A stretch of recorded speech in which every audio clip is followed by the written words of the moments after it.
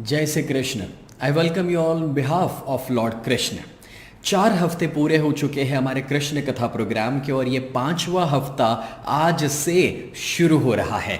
मेरे लिए बहुत ही खुशी की बात है जो रेगुलरली हमारे प्रोग्राम को अटेंड कर रहे हैं और जो पहली बार आए हैं उनसे कहना चाहूँगा कि हमारी चैनल को फॉलो कर लीजिए, सब्सक्राइब कर लीजिए कि जिससे आप पिछले एपिसोड देख सके और आने वाले सारे एपिसोड्स को एंजॉय कर सके, क्योंकि हमने शुरुआत की थी लाइफ ऑफ कृष्ण के द्वारा। भगवान श्री कृष्ण की जिंदगी से बहुत कुछ सीखा, उसके बाद हमने जाना कि महाभारत में उनका रोल क्या था और अब हम बात कर रहे हैं भगवद गीता के बारे में। और हम जानते हैं कि श्रीमद् भगवद गीता के अंदर जो राज छुपे हुए हैं उसी वजह से उसे हमारे देश का एक आध्यात्मिक खजाना कहा जाता है। अब आपको पता है पिछले एपिसोड में मैंने डिस्कस किया था कि हमें चीजों का त्याग नहीं करना है, हमें उसके जो मोह है उससे ऊपर उठ जाना है। तब मैंने समझाया था कि पैसा कमाना, गाड़ी बंगला, बिजनेस, परिवार गलत नहीं है, उन चीज़ों का त्याग नहीं करना है, मगर उसके साथ के आपके जो अटैचमेंट्स है,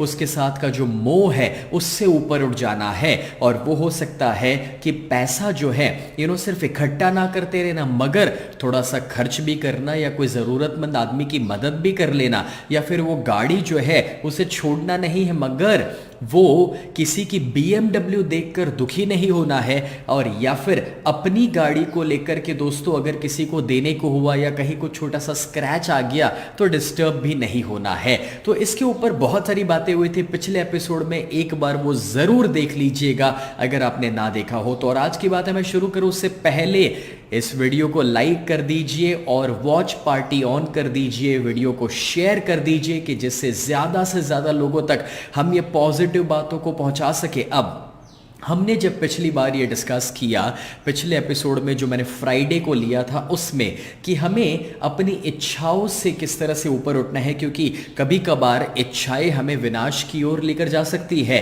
तो दोस्तों आपको पता है आपकी इच्छाएं जो है वो वक्त के साथ बदलती है, उम्र के साथ बदलती है। अब चलिए इसका एक प्रैक्टिकल एग्जाम्पल मैं आपके साथ शेयर करता हूं। आप देखिए एक छोटा सा बच्चा, जन्म के साथ उस बच्चे की सबसे बड़ी इच्छा क्या है? बस यही तो है कि मुझे मेरी माँ मिल जाए। अगर मुझे मेरी माँ मिल जाती है तो मुझे सारी दुनिया मिल गई, मुझे और कुछ भी नहीं चाहिए। लेकिन जब वो बच्चा थोड़ा सा बड़ा हो जाता है, जब वो बच्चा थोड़ा सा 4 पैर पर चलने लगता है, तो फिर उसकी इच्छा कहीं ना कहीं, जब वो लड़खड़ा कर चल रहा है, अपने पैर पर खड़े भी होने लगा है, तो उसकी इच्छा उसके खिलौने बन जाते हैं कि अगर उसे उसके खिलौने मिल जाए तो वो पूरा दिन खेलने में बिता सकता है। जब वो और बड़ा हो जाता है तो उसकी इच्छा बन जाती है बड़े खिलौने, वीडियो गेम हो सकती है, साइकिल हो सकती है जिसके साथ वो पूरा दिन बिता सकता है।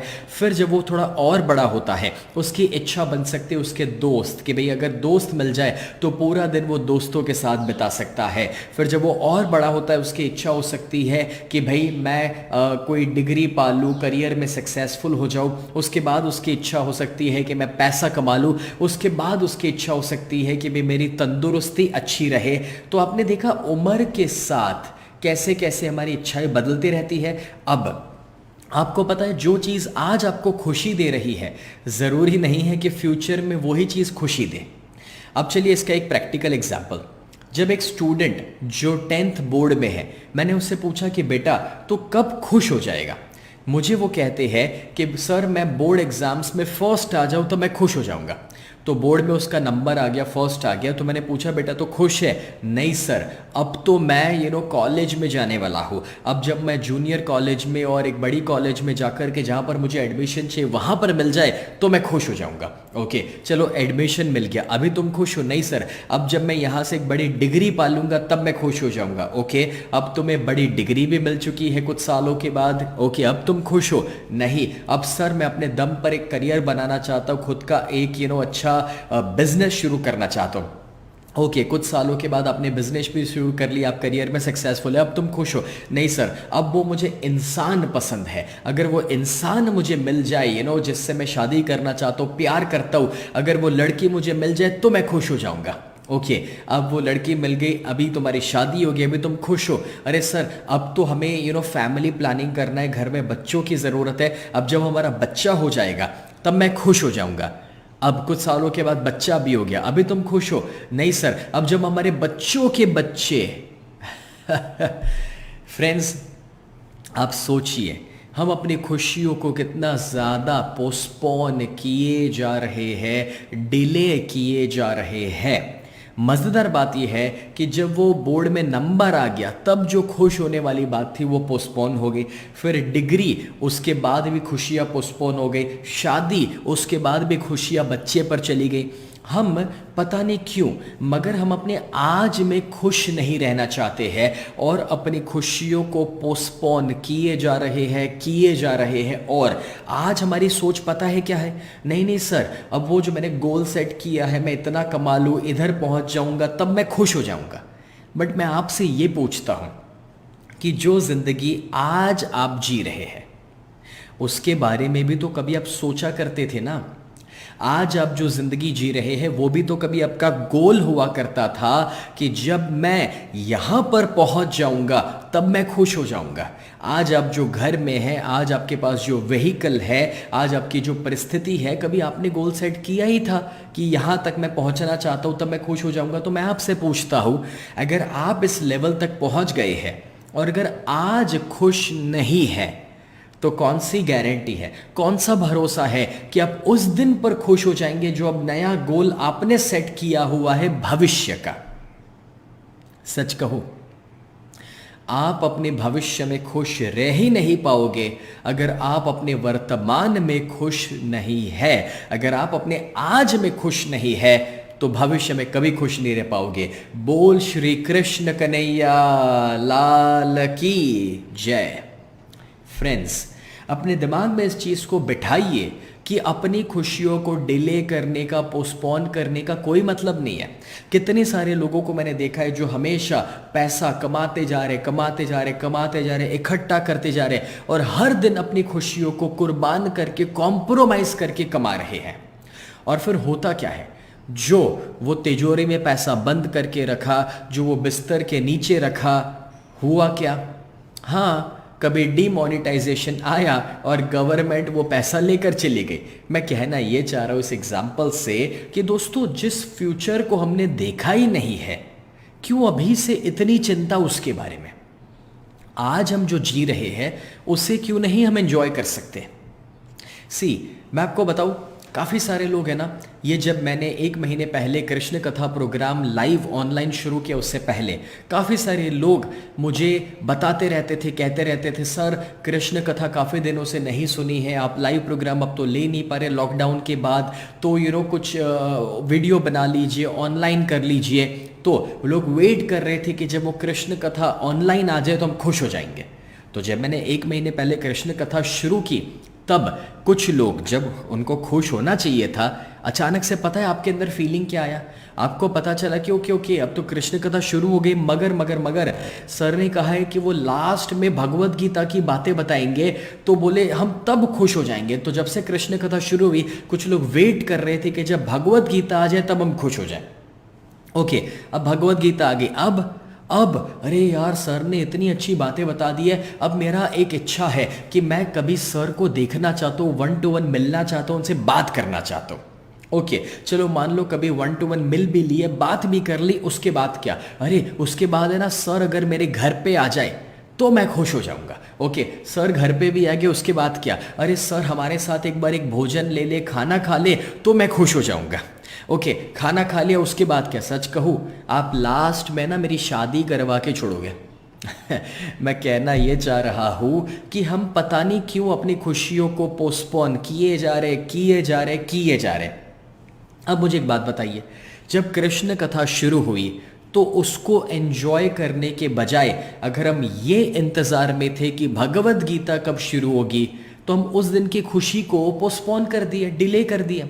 अब जब भगवत गीता आप सुन रहे हैं, उसमें से कुछ लर्निंग पा रहे हैं, और तब अगर आपकी ये इच्छा है कि मैं सर से कभी मिलूँ, साथ में बातें करूँ, फ़ोटो खिंचाऊँ, तो वापस आप भगवत गीता जो अभी एंजॉय करनी है, जो अभी जिसका आनंद लेना है, आप उसे मिस कर जाओगे। और अभी भी कुछ लोग बोले सर आप कर्म योग की बात कब करोगे, सर आप भक्ति योग की बात। भैया जो बात कर रहा हूं पहले वो तो समझ लो, वो तो स्वीकार लो, वो तो अपना लो और फिर आगे दौड़ो। अगर अभी की बातों को ही नहीं समझोगे, स्वीकारोगे, तो आगे दौड़ने का मतलब क्या है। तो दोस्तों मैं कह ये रहा हूँ कि अपनी खुशियों को पोस्टपोन ना कीजिए। अपने आज में जीना ज़रूरी है, इस पल में जीना ज़रूरी है और इस पल को एंजॉय करना ज़रूरी है। कितने लोगों को इट मेक्स सेंस, तो कमेंट में लिखो इट मेक्स सेंस, हाँ कि भी हमें समझ में आ रहा है। तो अगर ये समझ में आया है तो एक बात पक्की है, आपको हर पल का आनंद लेना चाहिए, हर पल को एंजॉय करना चाहिए, वरना इसका तो कोई अंत ही नहीं है कि जब आप चीज़ों को पोस्टपोन करोगे और डिले करोगे।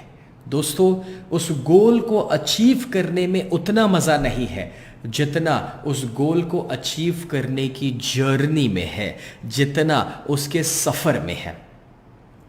सच कहूँ, ये जो हर सुबह 20 मिनट के प्रोग्राम में आप लाइव होते हैं मंडे टू फ्राइडे मेरे साथ, अगर आप इस 20 मिनट को एंजॉय नहीं कर रहे हैं, अगर आप 20 मिनट चेहरे पर स्माइल नहीं रख पाते हैं, तो इस प्रोग्राम का कोई मतलब ही नहीं है और इसमें से आप आगे जो अपनाओगे उसका कोई मतलब नहीं है। जर्नी को एंजॉय करना ज़रूरी है।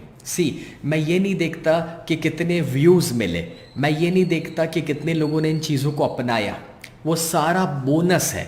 मैं ये देख रहा हूँ दोस्तों कि कितने लोग अभी मेरे साथ एंजॉय कर रहे हैं और मैं कितना एंजॉय कर रहा हूँ इसे डिलीवर करते हुए। आप हमेशा मेरे आगे के एपिसोड भी देख लेंगे ना, तो वो वीडियोस को देखकर आपको लगेगा जो मैंने लाइव लिए है, कि मेरे चेहरे पर जो स्माइल, खुशी, एंजॉयमेंट रहता है वो बस इसी बात का है कि मुझे ये नॉलेज आपके साथ शेयर करने का मौका मिला। अब अगर उसके साथ मैं भविष्य जोड़ दूंगा कि इतने सारे लोग देख लेंगे और वीडियो इतना फेमस हो जाएगा और इतने सारे लोगों के जीवन में परिवर्तन आ जाएगा, तो कहीं मैं वापस वो दुख की ओर जा रहा हूँ, फ्यूचर में दौड़ रहा हूँ। भैया इस पल में जियो। अब देखो यहाँ पर जब आपने ये जाना है कि उम्र के साथ हमारी इच्छाएं बदलती है, तो आपने ये भी समझा है दोस्तों कि इसका कोई अंत भी तो नहीं है। अब जैसे आप देखते ही हैं कि कभी इंसान की सबसे बड़ी चाहत पैसा, और जब वो शरीर की तंदुरुस्ती को खोता है तो उसकी सबसे बड़ी चाहत बन जाती है तंदुरुस्ती। पहले वो तंदुरुस्ती को कुर्बान करके पैसा कमाता है और बाद में जो कमाया है वो सब कुछ दोस्तों कुर्बान करता है तंदुरुस्ती के ऊपर, डॉक्टर और हॉस्पिटल में खर्चा करके।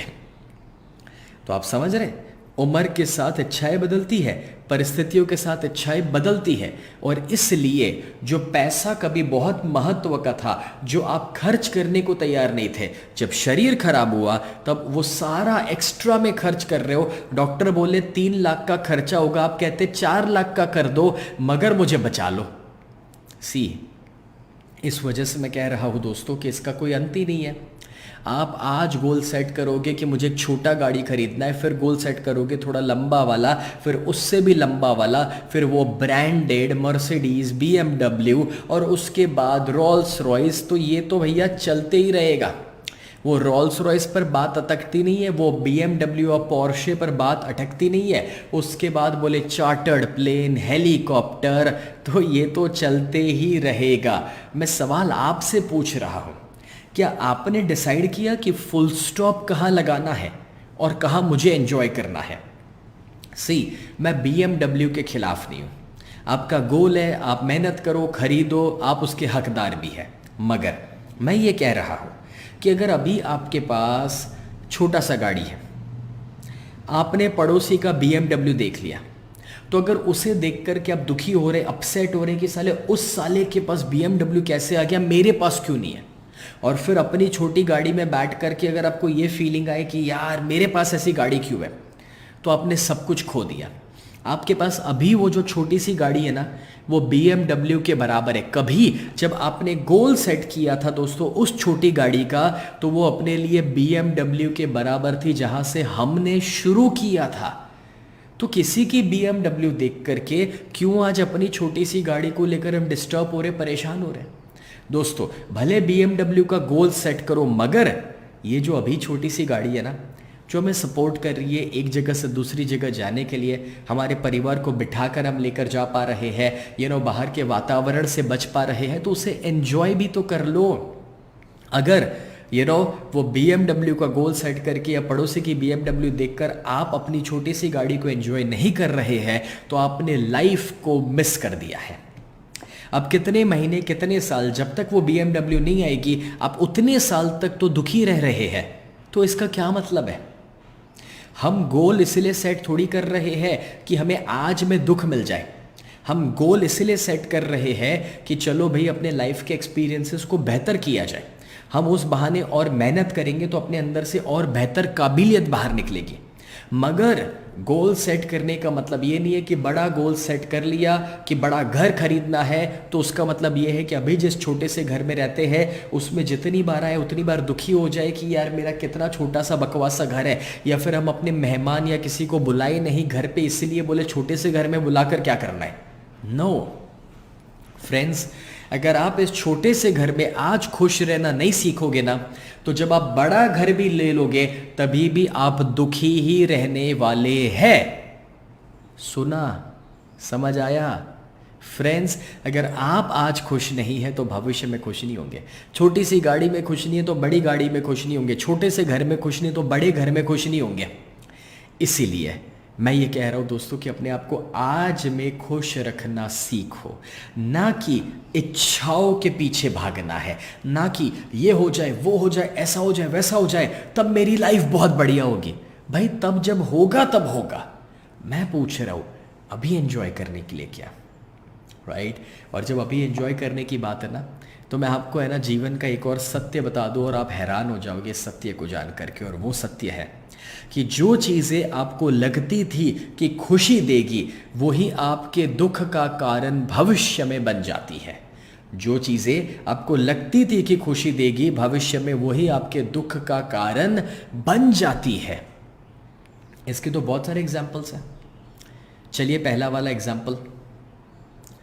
पहले ऐसा था कि कोई बड़े स्कूल में एडमिशन मिल जाए तो कितना मज़ा आ जाए, लेकिन जब बड़ी स्कूल में गए, कुछ साल बीते और जब होमवर्क मिलते हैं, असाइनमेंट मिलते हैं और पेरेंट मीटिंग के लिए बहुत बार बुलाया जाता है, तब दुख आता है, अरे यार इतनी बड़ी और महंगी स्कूल क्यों रखी हमने। या फिर कभी कि यार ये बड़ी गाड़ी खरीद लो, वो मर्सिडीज़ खरीद लूँ तो कितना मज़ा आ जाए। फिर जब मर्सिडीज़ खरीद ली तो पहले 20 दिन बहुत खुशी मिलती है, जब तक अपने आसपास के सभी लोगों को दिखा ना दे और फेसबुक के ऊपर फोटो ना डाल दे। हाँ, अब 20 दिन के बाद पता है क्या होता है? हर दिन जब वो गाड़ी 1000 रुपये का पेट्रोल पी जाती है तब दुख शुरू होता है। फिर उसके बाद दोस्तों जब वो गाड़ी कभी सर्विस में जाती है और लंबा चौड़ा बिल लेकर आती है, तो वो बिल देखकर ऐसा लगता है यार इतने में तो एक नैनो आ जाता। या फिर तब तक भी ठीक है जब वो गाड़ी आप एक ट्रैफिक सिग्नल पर लेकर खड़े हैं और वहाँ पर कोई अगर रिक्शा है, कोई टू व्हीलर, कोई बस या कोई भी दूसरा व्हीकल आपको बाजू में टच करके निकल जाए, स्क्रैच लगा करके, और तब आपको पता है वो स्क्रैच उधर नहीं लगता है गाड़ी पे, वो स्क्रैच इधर लगता है, दिल पर लगता है, बहुत चुभता है, बहुत दर्द देता है। और दोस्तों फिर हम डिसाइड करते हैं कि वो मर्सिडीज़ को घर पे रखे कवर डाल करके और अपना पुराना वो टाटा वाला गाड़ी लेकर निकले और आज बोले वो रिक्शा वाला मिल जाए तो साला आज मैं उसको स्क्रैच लगाता हूँ। मैं कहना ये चाह रहा हूँ दोस्तों कि जो चीज़ें लगती थी कि खुशी देगी वही दुख का कारण बन रहा है। अब इसका सबसे बड़ा एग्जाम्पल पता है क्या है? इसका सबसे बड़ा एग्जाम्पल है शादी। लगता था खुशी देगी, दुख का कारण। अब मैं तो फिलहाल जोक कर रहा हूँ, लेकिन चलिए इस जोक को पूरा भी तो कर ले, इसको पूरा एंजॉय भी तो करना ज़रूरी है।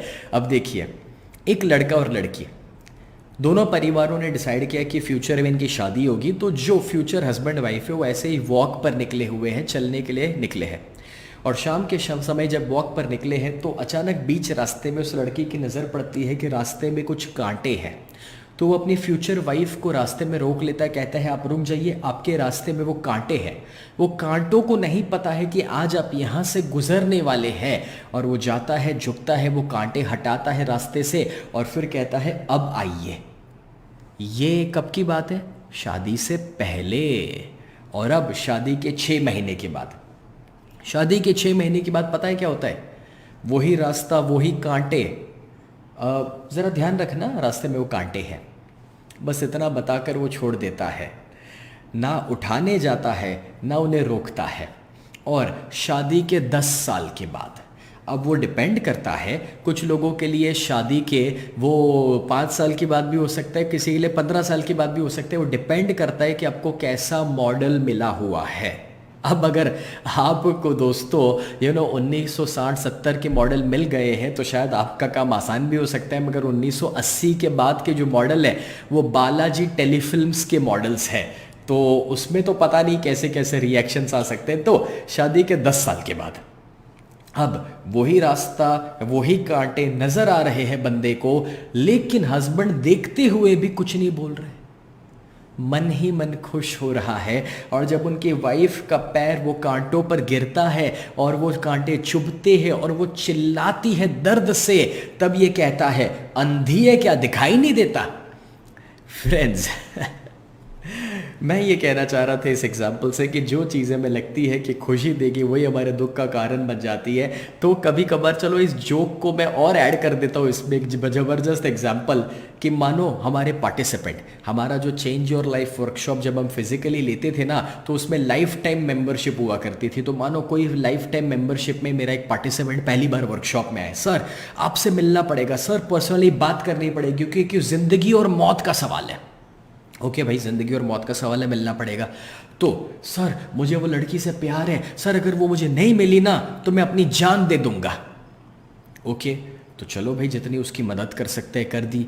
अब हमारे प्रोग्राम का तो लाइफ टाइम मेंबरशिप होता है, तो 5 साल के बाद 10 साल के बाद भी लोग रिपीट करते रहते हैं। और अब 5 साल के बाद 10 साल के बाद वही बच्चा वापस आता है, सर सर सर आपसे मिलना पड़ेगा, ज़िंदगी और मौत का सवाल है। भाई क्या हो गया, एक और बार प्यार हो गया क्या? अरे नहीं सर, वो जिससे शादी की है ना, अब शादी को 10 साल हो गए, मेरे से बर्दाश्त नहीं होता, अब अगर आप कुछ रास्ता नहीं देंगे ना तो मैं उसकी जान ले लूंगा। दोनों केस में जिंदगी और मौत का ही सवाल था।